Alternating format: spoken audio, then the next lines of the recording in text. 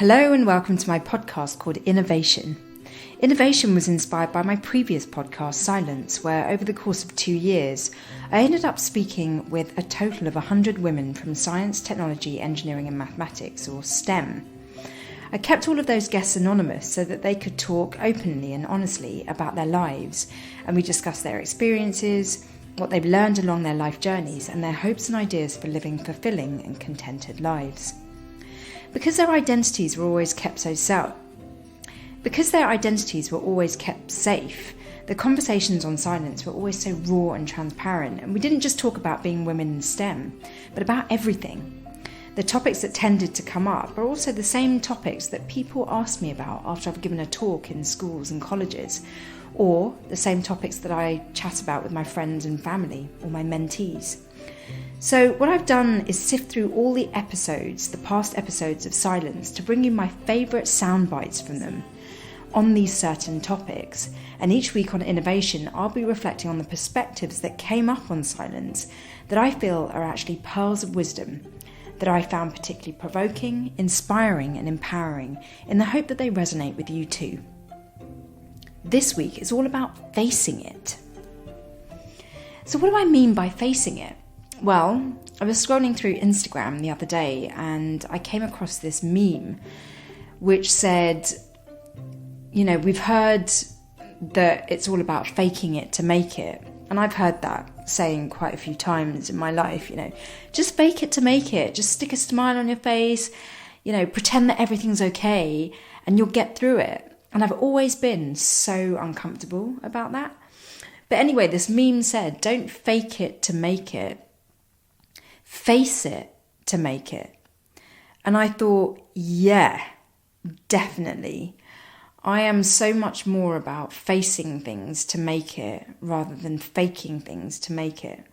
So I wanted to do an episode on facing it because I wanted to sort of break down what that even means. It might be a completely new and alien concept to some of you. But for me, it's something that I've kind of been fascinated with for a long time. This idea of wanting to be authentic and wanting to be genuine and wanting to behave and act from a place of real truth. And so this idea of faking it to make it has never ever sat well with me. And I don't know, maybe you have experiences of faking it to make it and it worked out really well because whilst you were there sort of sticking a smile on your face and making everyone sort of convinced that you're okay, you've passed through it and you've got through challenging times and you made it to the other side and you're good. And, sometimes that is appropriate. Let's just say someone really close to you is not being very nice to you because they're sort of grumpy and they've got a lot on their plate and they're being a bit of a nightmare to be around. Faking it to make it can be good in those times because, you're nice to them even if they're not nice to you, and you just, in that sense you're kind of being fake because despite the fact that they're not being nice, you're being nice back. And I think, for small kind of examples like that, I get it. I get the faking it to make it thing. Because facing a grumpy person would be, to maybe bring it up and just go, oh my gosh, you're really grumpy. But, even as I say that, I'm thinking I would rather still just face whatever the situation is and be real. And so if I was faced with a grumpy sister or something, I would just say, hey, you okay? Because you seem a bit grumpy. Or is it just me? Am I reading you wrong? And I would face it. I wouldn't just be like, oh, you're so nice and, thanks for being so sweet, when actually I'm thinking, God, that person is just so grumpy right now. So, yeah, I was trying to make an excuse for faking it to make it, but actually, at my core, I still just want to be genuine with people. And so, you know, I sifted through episodes of Silence to see whether anyone had sort of brought this topic up, and I did find a few sound bites around the subject of facing things, but they are a bit all over the place. I think one guest talks about faking it to make it, or I think maybe I'm bringing up this idea of faking it to make it. But anyhow, there are different perspectives on the idea of facing things. So we'll start by looking at the perspective from episode 21, where my guest talks about what we have to face as women in the workplace. She's in information technology, and she's very senior, and she's in charge of hiring and assessing people's performance and things like that. And she talks about the differences men and women face when it comes to being assessed. So here's the quote. Those are the things I think that matter. Because if you look for, I need to have this, I need to have the home, I need to have the family, I need to have peace with whatever, you're not going to get that. Yeah, because I think women are under so much pressure to, not just have the successful career, but also to be mothers and to just juggle so many things on top of what men juggle. Yeah. And to do all that and also to smile. Do you know how many times women get told, just smile? You're not smiling. Why? Yeah. And it's less now, but 10 years ago, it was even worse. I think some of the stuff that's coming out in social media is helping change some of those conversations. But Yeah.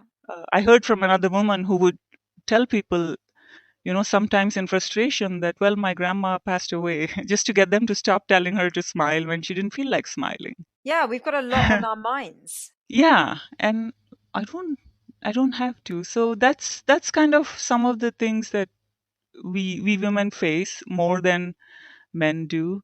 Men in engineering even can be cantankerous and cranky and get away with it.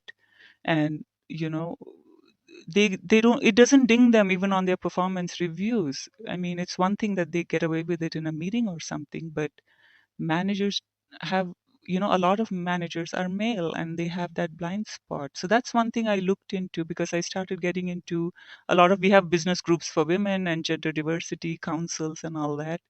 And I kind of approached it with that engineering mindset, like and there's a lot of women doing some of this work, where, the feedback that women get is very personal.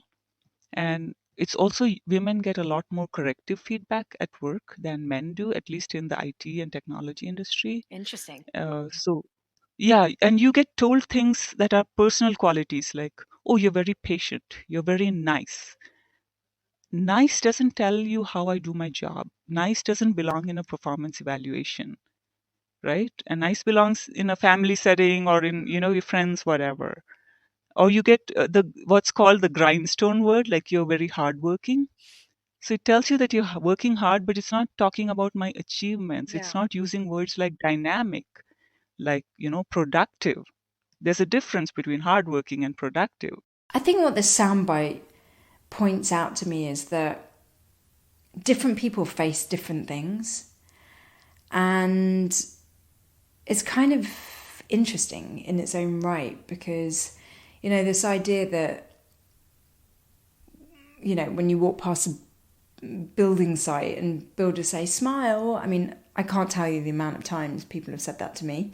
Maybe it's because I walk around with a really grumpy face, or that resting bitch face or whatever, but it is so annoying when people tell me to smile, because I then go off into this kind of like analysis of like, why would someone tell someone to smile? They don't know what someone's going through. They have no clue.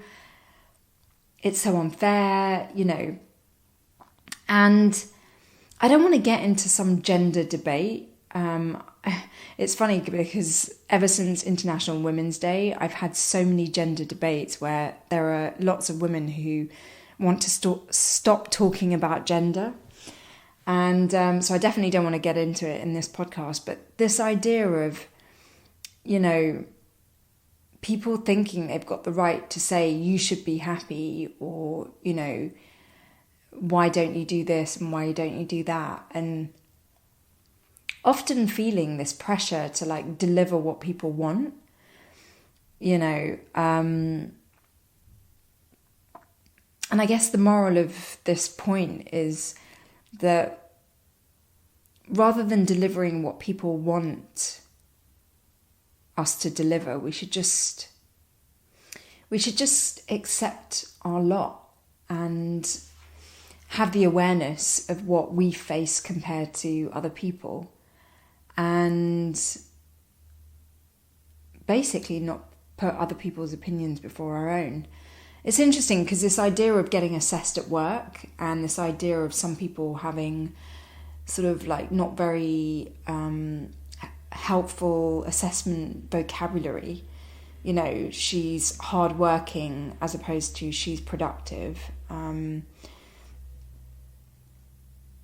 But I guess having an awareness of like the different circumstances we face is a very empowering tool to be aware that we may, as women, be facing different treatment that compared to men. I think that can be empowering. I think if we were not aware that we were being treated differently, then we wouldn't have any knowledge necessarily to do something about it. So, you know, I guess facing the truth is a lot more empowered than faking the truth, I guess. But sometimes we don't have the insight to know that what we're facing is difficult. And that's why faking it to make it, I guess, might be quite useful, because you may not know that there are biases at work. And because you don't know, just sort of pushing through it. Because I guess facing it requires you to do some analysis, whereas faking it to make it saves you all of that work. So, for example, with work assessments, rather than facing the fact that there's bias, maybe just holding your head up high and faking the fact that you find your assessment really useful when actually you don't would be a better thing. I don't know, actually. I don't know where I stand with that. Well, I do know where I'd stand, but I don't know if where I'm standing on this point is actually a healthy one. But where I stand is that I would rather face an assessment and just say, what did you mean by calling me hardworking? Do you think I'm productive? And so I'd rather face and challenge things than kind of just nod with a smile on my face saying, thank you very much for my assessment where you're telling me I'm hardworking. So yeah, again, I am definitely on the side of facing it rather than faking it. But yeah, it's taken me a while to get to that point. I've always led a life where I've been kind of the odd one out. I've been in many scenarios where there's just no one relatable around. Maybe that's what it's like when you are first generation of immigrants. But as a result, I've always just tried to really dig deep to find my authentic standpoint on certain things. And it's taken a while. I mean, I really, when I was much younger, I really didn't know how I fit into certain situations because, quite frankly, I just didn't fit. And as a result of that kind of upbringing where I have always been odd, I developed the art of just trying to be authentic, even if I, because I'm mostly Sri Lankan, but hardly been to Sri Lanka. I was born in London. I've hardly been to Sri Lanka. I can't speak the language, can't read the writing. I very much don't know anything about my country of origin. And then sort of growing up in London, there were times when I thought, I don't quite know what I would do here, because oddly, I have certain beliefs and mannerisms that are, passed down from my parents, who grew up in cultures that are nothing like the sort of environment that I was born into. And so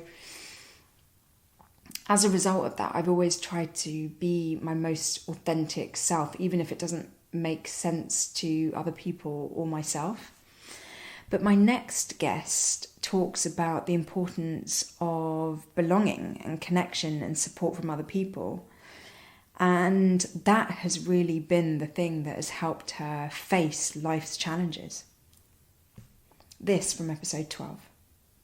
At the core of who we are, we want belonging, and we want to have people around us who encourage us, who validate us.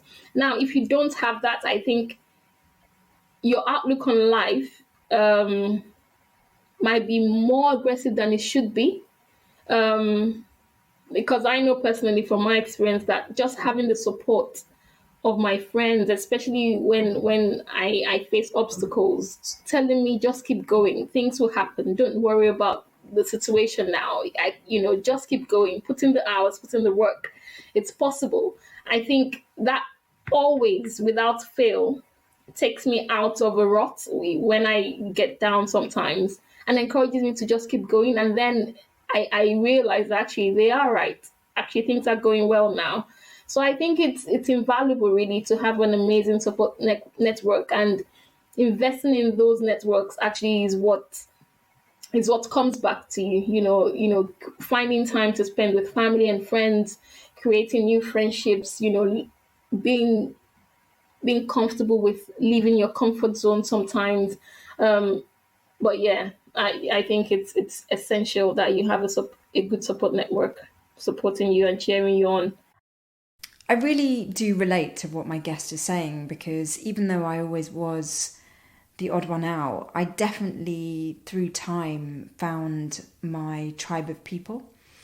And my friends and my family now are just people that are very supportive, are people that I turn to. They're an odd bunch of people in themselves, but I really trust them, and it has been amazing to make friendships and to belong.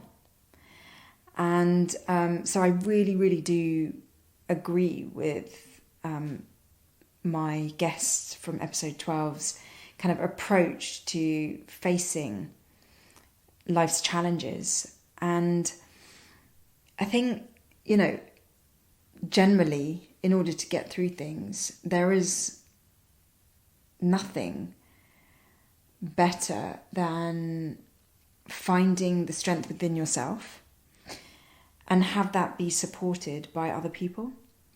And it doesn't have to be loads of people, but just a very, very close inner circle. And so I love what she says here about a good support network. I think it's really powerful and empowering. My next guest talks about faking it from a completely different perspective.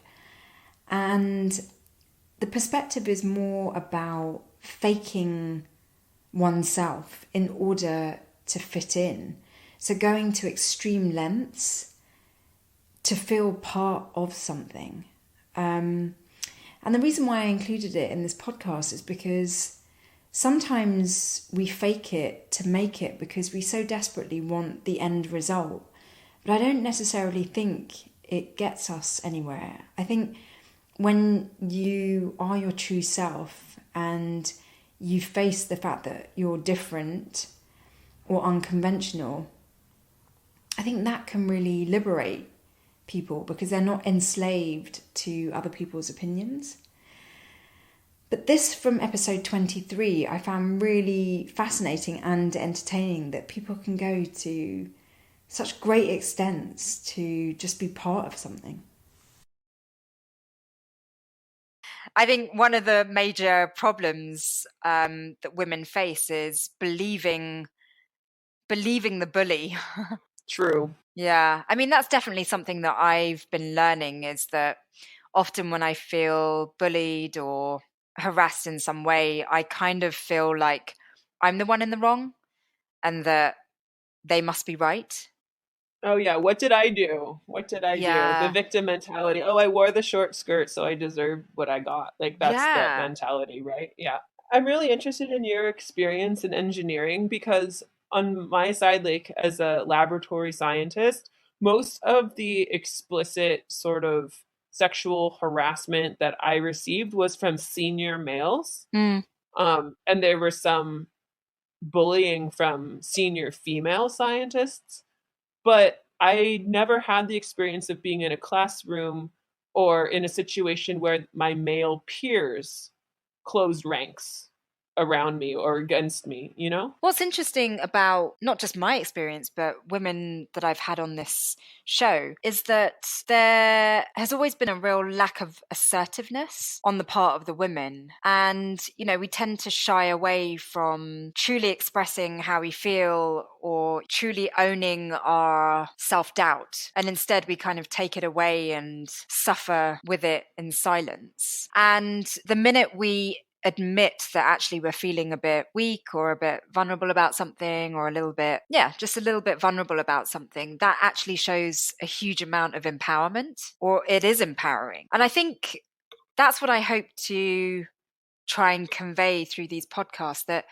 it is okay to actually air your true feelings about things. Because I think women feel very pressured to hide how they really feel or put on a front or sort of fake it to make it in male dominated environments. And we do ourselves a real disservice because we're being disingenuous. Have you seen Amazon TV has a series called The Marvelous Mrs. Maisel? Mm-mm. And in the pilot episode, it shows a woman, I think it's the 1950s. It shows kind of what the housewife looks like. And I'm bringing this up because she, in her fabulous dressing gown, goes to bed next to her husband, waits for him to fall asleep, then wakes up, brushes her teeth, puts her hair in curlers, puts a kerchief over the curlers, puts the cold cream on her face so she looks like a terrible, horrific monster, and then goes to sleep. And then she wakes up early before her husband and she Right. brushes her teeth and takes off the cold cream and fluffs out her hair and puts on makeup and then gets back into bed so she could just wake up like this. Yeah. Oh my God. Yeah, that's exactly what it's like. I And mean, that's only 50 years ago, right? Or 60 years ago. and how liberating for us if we could just walk around in the hair curlers and the cold cream. I mean, I would love women to have enough confidence and self worth and self belief to say, you know what? I want my hair in curlers and I want to wear the cold cream. And that's just part of the whole beauty regime. I did not wake up like this. That's what I would like to achieve.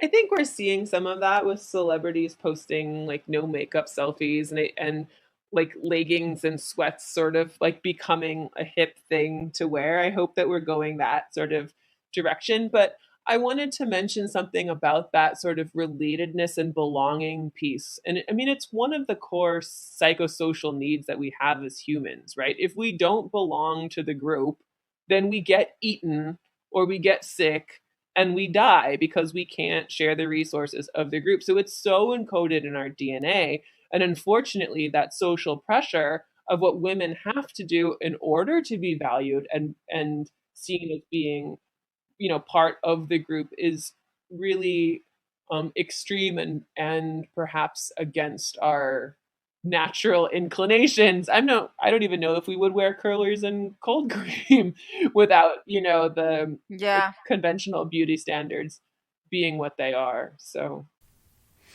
I think what I absolutely love about this soundbite is that we are so dictated to by society sometimes. We feel like we have to fake our true selves so that we can be highly regarded in some way. And I think the only people that we really deceive are ourselves. And I think that's why I don't like this idea of faking it to make it, because I feel like I'm being untrue to myself. I feel like I'm betraying myself by faking it. And, you know, by facing it, you're just facing that you're different. And you're actually giving yourself a lot of self-acceptance by saying, yeah, I am different, or I'm not part of this, or I don't fit in. And that's okay. I'm cool with that, because I would much rather be cool with that than actually be a pretend version of myself. It's so true, like how many of us actually do things because we are expected to do things, or wear things, or, you know, change ourselves in some way so that we can fit into society. And that's, you know, I do wonder whether people would sort of like, you know, undergo certain changes to themselves, you know, cosmetically or surgically, if it wasn't for societal pressure. And I think it's so important to be true to ourselves and to embrace who we are. And I know that can be really, really difficult if, you know, you've got like a massive birthmark on your face and you just know that all you do is get attention over that, or, you know, it's such a tricky subject. But I think at the root of it all, we should always do what is best for ourselves. We shouldn't be driven by what other people think. And I think when we fake things, we are putting other people's opinions before our own. And I think that's quite dangerous territory. And I don't think we ask ourselves enough, like, do I really want to be doing this makeup tutorial when actually, you know, I enjoy not wearing makeup on the weekends? Or, you know, do I really want to be wearing that revealing outfit when actually I just want to be comfortable? Or, you know, sometimes you see people wearing things that just are so uncomfortable, like they can't walk in certain shoes, or, you know, they can't breathe in an outfit or something. And you just think, are you wearing that for other people's attention, or are you wearing it because you want to look good? And I think it's really important to ask ourselves whether we are doing something that is self-motivated, or we're doing things to impress or please others. I think it's, you know, it feels so good when we do things for our greater selves. It's kind of self-esteem building. But it is really interesting because we live in a world where we think we are doing things for others, you know, whether that's societal pressure or, you know, expectation or whatever it is. We think, you know, a lot of our decisions are based on what everyone thinks we should do or what we should be doing and that kind of thing. But I talked to a group of mechanical engineering young women in episode 34 where the girls talked about starting a women's STEM club. And the debate came up about whether boys were invited or not, and what happened when boys were invited. And it was just so interesting because they also had the same debate, and whether it was a question of, you know, inviting them or not. One of the experiments they did was actually invite the boys, and the result was that, given the option, boys didn't want to show up because they didn't want to have to face the kind of dialogue that women tend to have that's very open and kind of a bit sort of emotion driven. And so, you know, given the choice, I think some people do tend to shy away from facing things and would rather actually not.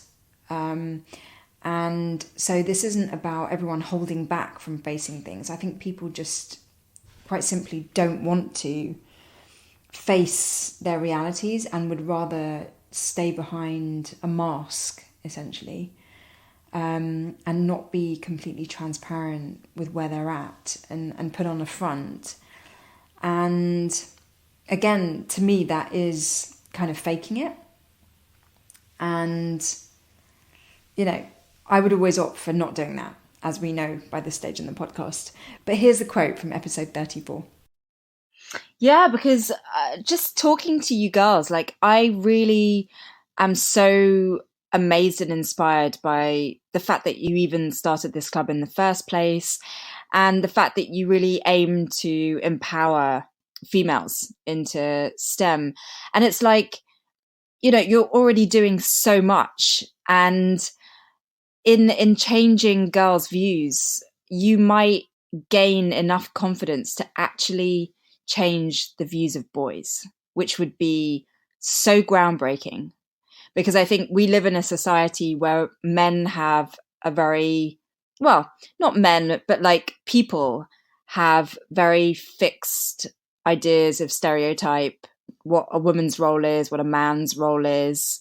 And through your club, you could actually start changing that, which would be so exciting to like actually lead a movement where you're saying, guys, this is what it's like for us girls as a result of attitudes. Let's just give each other a fair chance, because we all, you know, for example, love math. So why can't we just all enjoy math together and just see each other as equals? Hearing that, like, what are your immediate reactions? Are you like, no, that would never work? Or like, yeah. I'm the one interested in biology, and I think that that's a very interesting idea, because but I can't stop thinking, because if it was an optional event where girls were to be able to openly talk about the problems that they have faced and have created dialogue, I'm not sure how many boys would willingly go. And then if it were a mandatory event, that's a lot of school bureaucracy that is way above my head. But I think that my friend who's interested in neuroscience has done something like that. Actually, like a couple of years ago, when this club was talking about potentially bringing in boys to the club, we had a discussion open to everybody in the school, including the boys, and it ended up with one boy there were like up. we're like, oh yeah, but a lot of boys have input, and like literally there are probably like one or two guys there. We're like, yeah, this kind of shows why it's girls in STEM. Okay, so what was happening there? To be completely candid, I think they're all bark and no bite.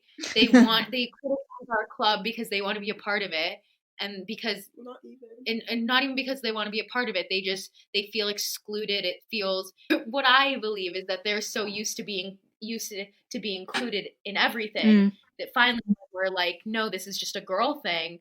They lash out. And when we gave them the option and we said, fine, like, let's have a dialogue about this, and two boys showed up, I think that that's very telling. Yeah.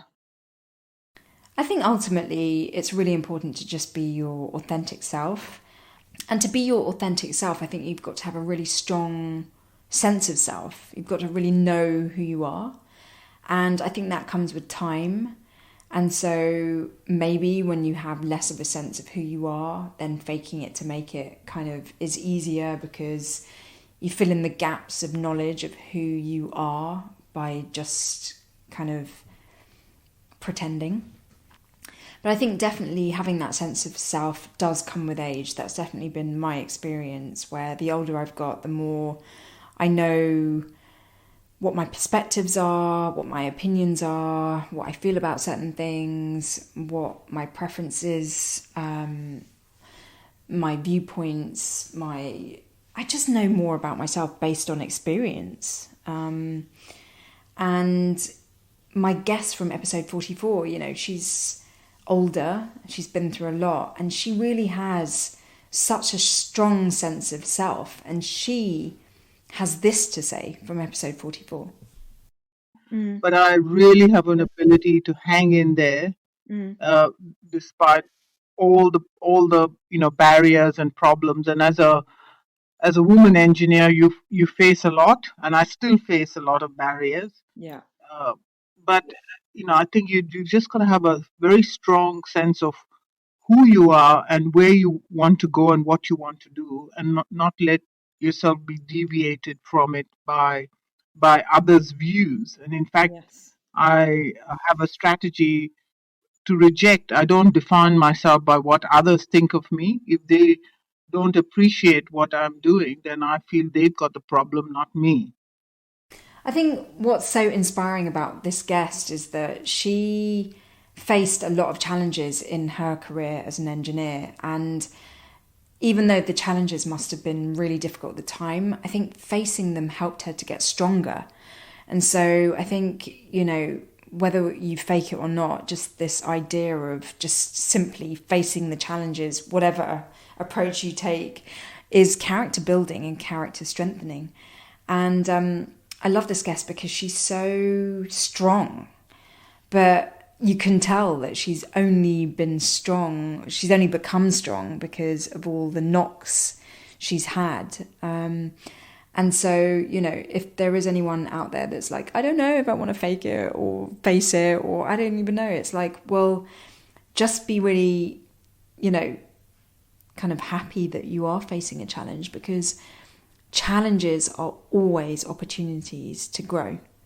And whenever I'm faced with adversity and challenges, I always ask myself, what is it that I'm supposed to be learning here? And sometimes the answers aren't fun.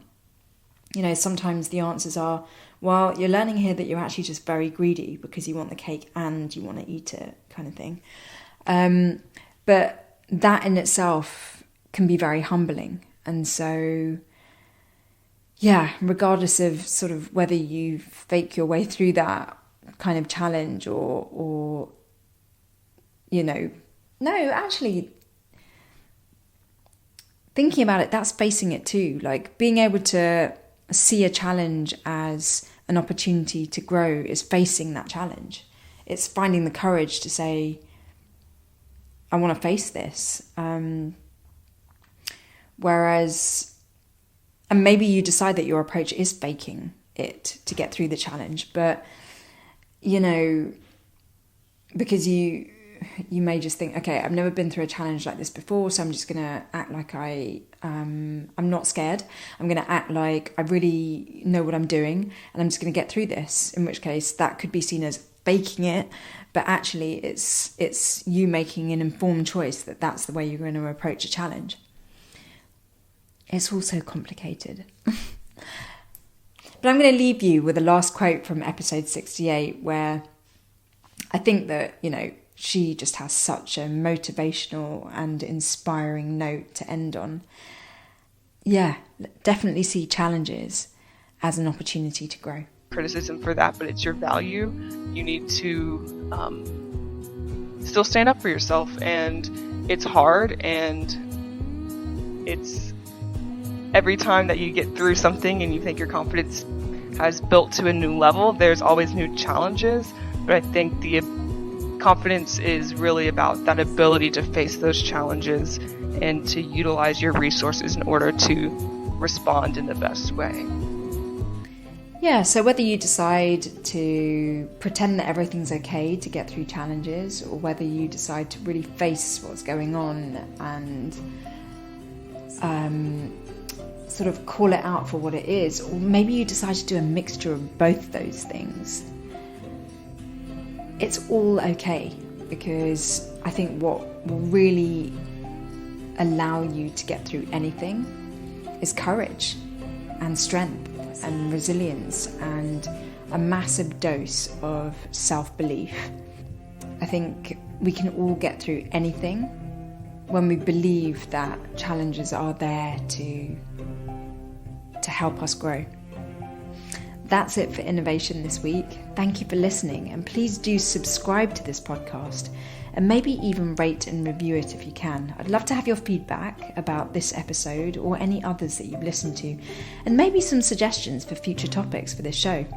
It's all about self-discovery and evolution on Innervation, so be kind and loving to yourselves, and I wish you all a great week.